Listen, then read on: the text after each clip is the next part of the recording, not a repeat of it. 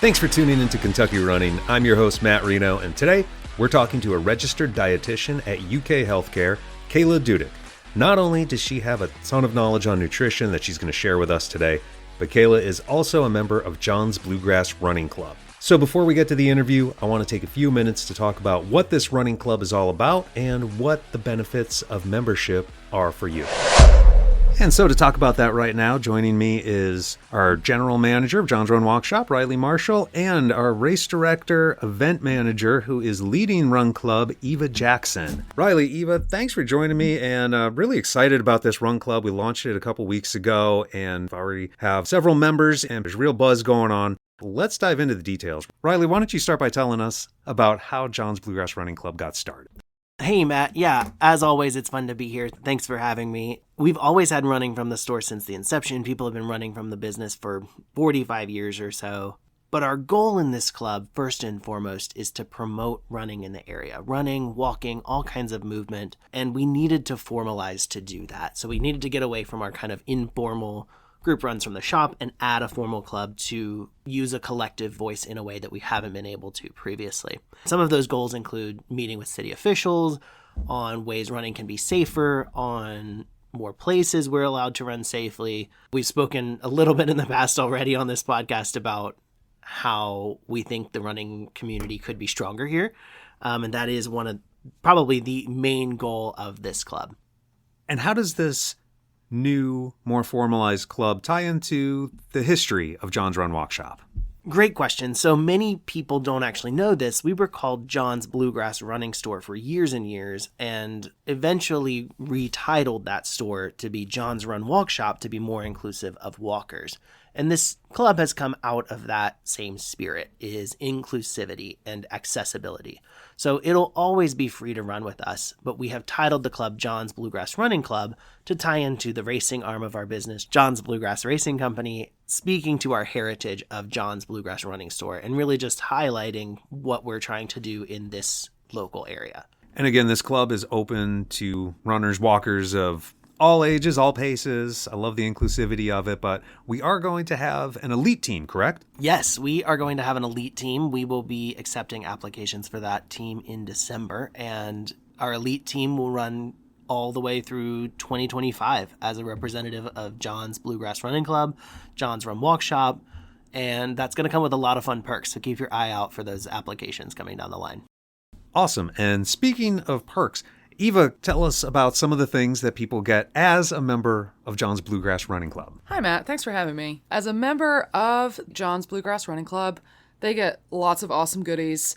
There's going to be quarterly newsletters, quarterly discount nights at the shop for members only. They'll also get discounts off of their race entries, which is awesome. Really helps promote the racing side and gets them involved in the races we're putting on. They'll also get access to discounted training programs written by RRCA certified coaches. They're going to get some awesome New Balance swag that is branded with the John's Bluegrass Running Club, in addition to closed Facebook groups and Strava groups, optional monthly challenges, and an automatic membership to RRCA. Yeah, that sounds awesome. And where can people sign up for this? People can sign up on the Run Club section of the website on johnsrunwalkshop.com.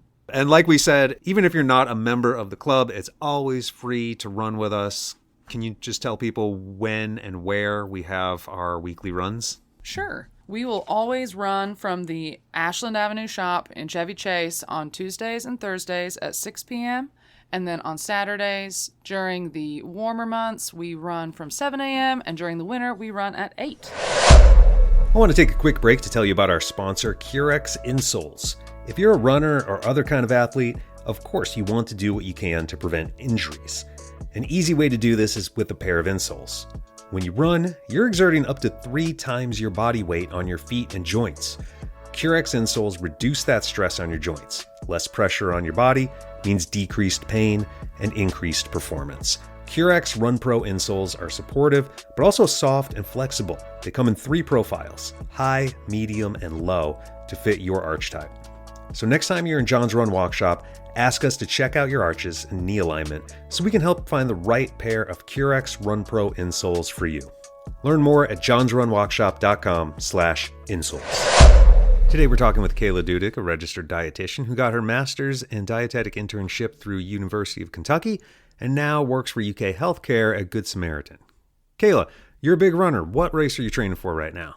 I am currently training for the Indianapolis Monumental Marathon in November. Okay, that's a great race. Have you done it before? I have done it before. I did it in 2022 when there was 40-mile-per-hour winds for the last 10K. Against your back or toward your face? Towards your face. Oh, that's not the right direction. I hope it goes better for you this time. I want to start by asking you, what drew you into the field of nutrition? I got really interested in nutrition after becoming more of a serious runner in college. I ran on Georgetown College's cross-country and track and field team. I went to the doctor one day and they told me that I had iron deficiency anemia, and that just kind of opened my mind to, oh my gosh, I need to take my nutrition seriously and I need to take my health seriously, especially as a runner. So I just went down the rabbit hole and started learning more about nutrition and fueling as an athlete, and started to see how nutrition and proper fueling improved my performance as an athlete. And I was in a point in my life where I wasn't really sure what I was going to do as a career. So I decided to take the leap of faith and go to UK and major in dietetics and become a dietitian. What were some of the specific things you had to do to get your nutrition back on the right track? I had to increase my calorie intake because I was eating not enough food at all. I had to be very mindful of making sure that I was eating a lot of iron-rich foods. So those are things like spinach, kale, all of those dark leafy green vegetables, and then also incorporating like some red meats into my diet, and also including like an iron supplement, especially during like harder bouts of training sessions. Yeah, a lot of us runners tend to fall into that same trap. We think, oh, I'm running all the time. Of course I'm healthy, but diet is a major part of health no matter how active we are. As a dietitian, what are some of the most common mistakes you see runners making? I think the most common one is that people are not eating enough. Another one is making sure that you're getting enough protein and also making sure that you're getting enough carbohydrates. I think people are really good about making sure that they're getting enough protein, but they lack on the carbohydrates. And as any sort of endurance runner, anyone from like a 5K, a 10K, a half marathon, marathoners, we all need carbohydrates to fuel all of our runs, not just race day. Yeah, I think carbs have a bad rap because they're associated with things like gaining weight, but we do need them. How do you know if you're getting enough and if you're getting the right types? Like, are there good carbs, bad carbs? So that's actually a really interesting point that you bring up, is like the good versus the bad carbs, because we are told, oh, don't eat this like really sugary cake or candy or like cookie because that's like bad carbs, or like bread or pasta is like a bad carb. But in reality, for like a lot of runners and a lot of athletes, those carbs are easier to digest.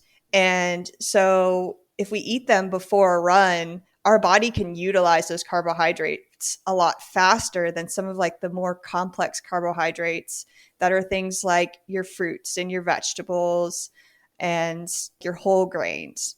It's a balancing act. You still want to make sure as an athlete that you're getting those complex carbohydrates from all of your fruits and vegetables, but that you're also still including some of those, what you would term like bad carbohydrates, which are your like sweets and maybe like cereal or plain white bagel or plain toast or like English muffins, like stuff like that, that people kind of like, or pasta, that people kind of think are bad foods. You can still incorporate those as an athlete because you're going to utilize those carbohydrates a lot faster than some of those complex carbs.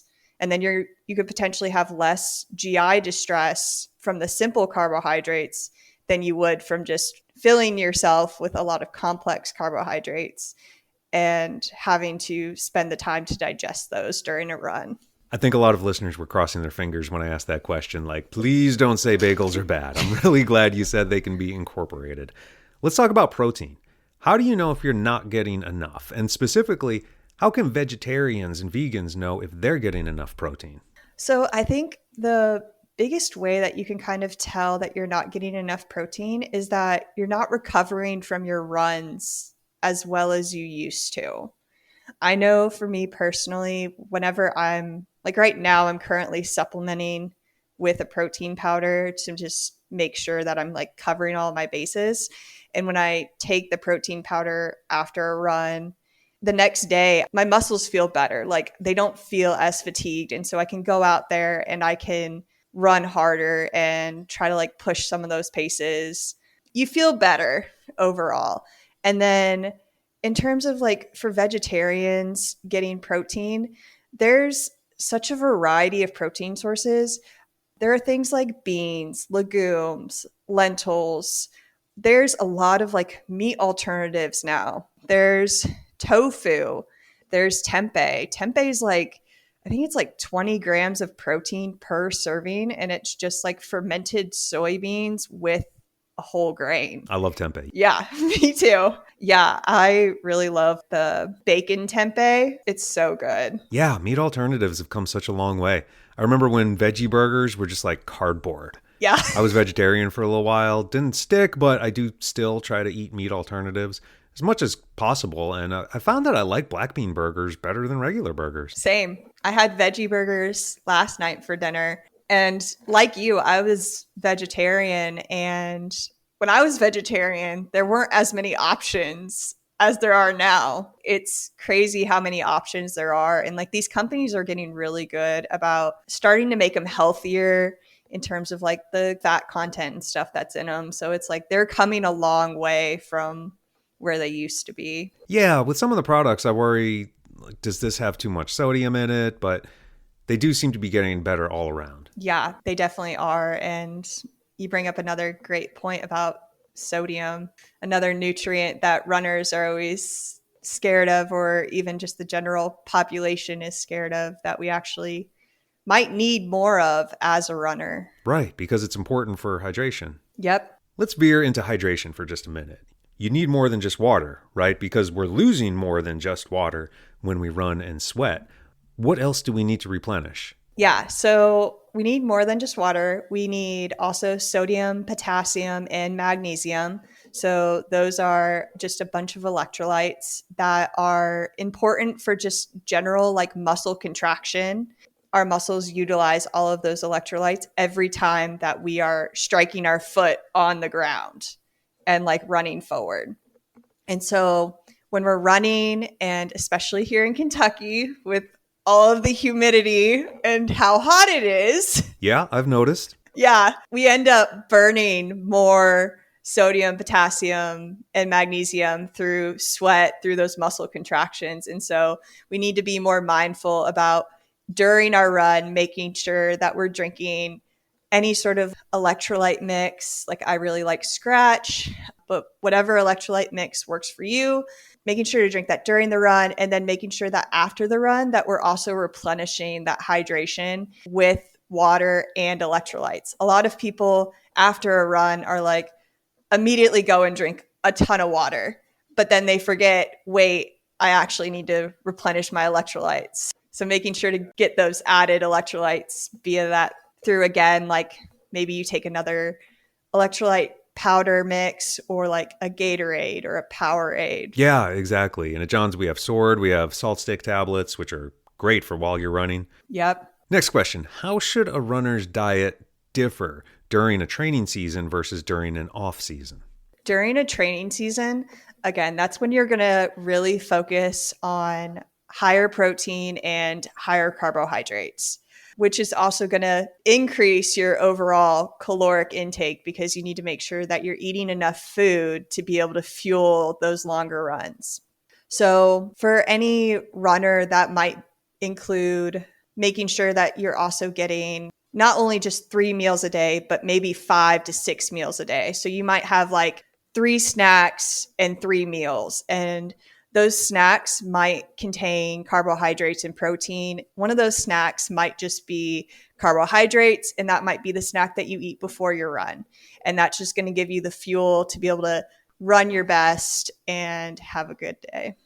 And then also just how it's going to differ is likely you're also going to be including more of those like sports drinks like the Sword or the Scratch. You're going to be including those salt tablets, gels that you take during like your long runs. Just overall, like fluid is going to increase during the on season versus the off season. The off season, you're going to focus more on still making sure that you're getting that protein and those carbohydrates. You just don't have to eat as much protein and carbs as during the on season. Yeah, and hopefully you're doing something else like walking or weights, staying active somehow. Yeah. You still need to fuel, just not as much as if you're training for a big race. Exactly. Or making sure that like maybe you're doing less of those simple carbohydrates and you're doing more complex carbohydrates during the off season. Do runners need to adjust their nutrition for different types of runs, say long runs versus speed work? For specific workouts, the one that always sticks out in my mind is like preparing for longer runs. And I'm sure a lot of runners would resonate with that. They are like, oh my gosh, I have this long run coming up. And mostly just focusing on the night before or like 2 days before, making sure that they're eating more carbohydrates than they normally would during their shorter runs or their like medium length runs, just to make sure that they have enough glycogen stored up for those long runs so that they can get through that long run without feeling fatigued or like hitting the wall. Okay, for runners, how should nutrition strategies change as we age? That's a great question. Sports nutrition focus so much on like the younger adult athlete and like the teen athlete. And it's like sometimes we forget about like the older athlete. As we age, our appetite decreases. So for older adults, it's harder for them to like get in enough calories to be able to meet the demands of running.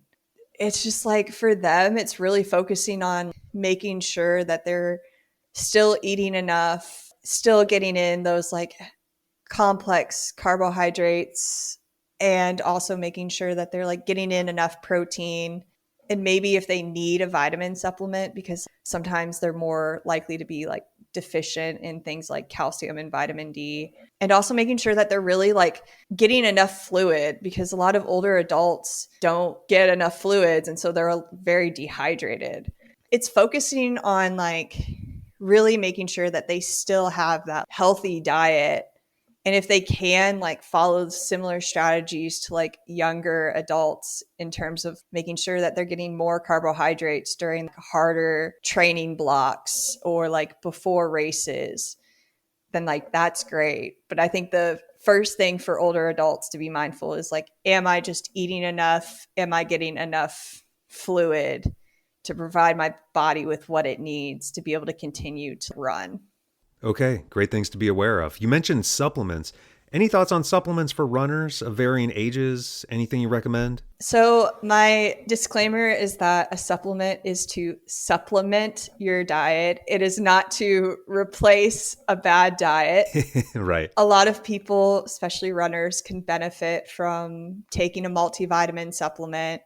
So that just has like all of your vitamins and minerals you need. It's like an insurance policy for your diet. Like if you're not getting a specific vitamin in your diet, then at least the multivitamin has you covered in that aspect. I heard some research recently that omega-3, so like that's like a lot of fatty acids, which is what we get from like fish, like salmon, that can actually be beneficial for a lot of runners in terms of like reducing inflammation and also increasing recovery. So taking a omega-3 supplement or making sure that we're getting enough omega-3s through salmon and other fatty fishes like that could be beneficial. The only other supplement I would recommend is protein powder. If it's harder for an athlete to eat a ton of meat or beans or seafood, especially for like those vegetarian athletes where they're limiting meat, I think a protein supplement, any sort of like protein powder that's NSF certified. So that's an organization that is responsible for certifying supplements that are safe for sports. Those are good for athletes. So any sort of like protein powder that the vegetarian athlete likes that's safe for sport would be good to supplement to make sure that they're getting enough protein. Okay, let me get your thoughts on some specific diet trends. All right. All right. First one, keto. For runners, keto is not the way to go. You're going to feel so awful on a ketogenic diet because you have to eat such high fat and low carb to actually get into ketosis. Just your body trying to digest the fat alone during a run, you're not going to feel like running. Okay, what about for non-runners? I wouldn't recommend it for them either. Like, unless you have a medical condition like epilepsy that requires a ketogenic diet, I wouldn't recommend it because it's just one of those fad diets out there right now. Okay, that's what I thought, but I'm glad you could confirm it. Not to get too far off topic, but I never heard about the epilepsy piece. How does that work? So the way that it works is that one of the fuels that the brain uses is specific fatty acids that usually are more abundant in a ketogenic diet. And so the brain can utilize those fatty acids when that's the only sole source that it's being given. So that's like why you restrict like the carbohydrates and like why you kind of keep protein the same, or you might increase protein, is because then your brain can't use the carbohydrates. They have to rely on the fatty acids. And so the fatty acids that it's utilizing can reduce the occurrence of seizures in people with epilepsy. And so that's actually how the ketogenic diet got started. Okay, interesting. All right, here's another fad diet. What's your take on intermittent fasting? I would not recommend it for runners because, again, nutrition and the food that we eat is fuel for our runs. Something that I learned in college about athletes specifically is that, and a lot of people for intermittent fasting, they do it for weight loss, right? So it's actually counterintuitive to do intermittent fasting for weight loss because fat burns in a carbohydrate fuel. Fat will only burn in our bodies when we have carbohydrates available. And with intermittent fasting, a lot of people will intermittent fast in the morning. And if they are runners, they'll do their morning run. And they're not getting the benefit of the higher metabolism earlier in the day because of the fact that they did not eat any carbohydrates. So they're not going to burn as much fat in the morning as if they just ate breakfast. So don't recommend it. You must roll your eyes every time you see a new fad diet making headlines, don't you? A lot of times, yes, because some of them are just so silly. Yeah, they're so extreme. How about eat right and exercise? When's that going to be a fad? Yes, it's so much easier to do that, and it takes less discipline to eat right and exercise than to do all of these fad diets. So people just like wear themselves out trying to follow this diet, and like they'll see results initially, but then they'll like plateau, and then they'll be like, wait, why am I not losing weight? Or they'll like be discouraged by the fact that they plateaued, not losing weight. And so then they'll just like go back to their normal diet and gain all the weight back. That's a great place to wrap up. Kayla, thank you so much for coming on Kentucky Running and sharing this valuable advice with our listeners. Thank you for having me. There you go. We covered a lot of topics there, and I'm sure there are lots more we can cover in the future. We may have to have Kayla back on again sometime to discuss nutrition and whatever fad diets come around next. I'm Matt Reno. Thank you for listening. If you found value from today's conversation, please leave a rating and review and share the episode with a friend. Keep moving, and we'll talk again soon on Kentucky Running.